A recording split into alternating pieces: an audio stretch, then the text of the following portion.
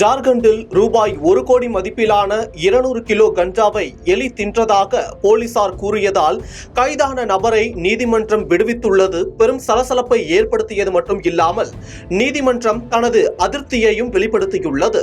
கடந்த 2022ஆம் ஆண்டு ஜனவரியில் ரகசிய தகவலின் அடிப்படையில் ஓர்மாஞ்சி காவல்துறையினர் தேசிய நெடுஞ்சாலையில் ஒரு வெள்ளை நிற பொலிரோ வாகனத்தை வழிமறித்தனர். அப்போது தப்பியோடிய மூவரில் ஒருவரை மட்டும் கைது செய்தனர். மேலும் பறிமுதல் செய்யப்பட்ட காரில் சோதனை மேற்கொண்ட போது 200 கிலோ கஞ்சா சிக்கியது. இதன் மதிப்பு ரூபாய் 1 கோடி என போலீசார் தரப்பில் தெரிவிக்கப்பட்டது.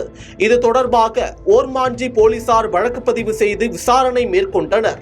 மேலும் இது தொடர்பான வழக்கு ராஞ்சியில் உள்ள நீதிமன்றத்தில் நடந்து வந்தது. பிறகு குற்றப்பத்திரிகை தாக்கல் செய்யப்பட்டது. குற்றப்பத்திரிகை மீதான விசாரணை நடந்தபோது பறிமுதல் செய்யப்பட்ட கஞ்சாவை காண்பிக்கும்படி நீதிமன்றம் கூறியது. இது குறித்து போலீஸ் தரப்பில் முன்வைக்கப்பட்ட வாதம்தான் அனைவரையும் அதிர்ச்சிக்குள்ளாக்கியது. வழக்கில் பறிமுதல் செய்யப்பட்ட 200 கிலோ கஞ்சா ஓர்மாஞ்சி காவல் நிலையத்தில் உள்ள பாதுகாப்பு அறையில் வைக்கப்பட்டிருந்ததாகவும் அதனை எலிகள் தின்றுவிட்டதாகவும் தெரிவிக்கப்பட்டது. மேலும் இது தொடர்பாக 2024ஆம் ஆண்டின் காவல் நிலைய பதிவேட்டில் பதிவு செய்யப்பட்டுள்ளதாகவும் தெரிவிக்கப்பட்டது. போதிய ஆதாரங்கள் இல்லாத காரணத்தால் நீதிமன்றம் குற்றம் சாட்டப்பட்ட நபரை வழக்கில் இருந்து விடுவித்து அதிரடியாக உத்தரவிட்டது.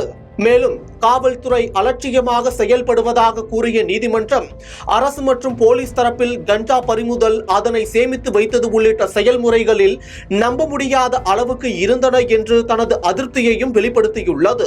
ஜார்க்கண்டில் பறிமுதல் செய்யப்பட்ட கஞ்சாவை எலிகள் தின்பதாக நீதிமன்றங்களில் கூறப்படுவது இது முதல் முறை அல்ல. இதற்கு முன்பும் இப்படியான சம்பவம் நடந்துள்ளது என்பது குறிப்பிடத்தக்கது.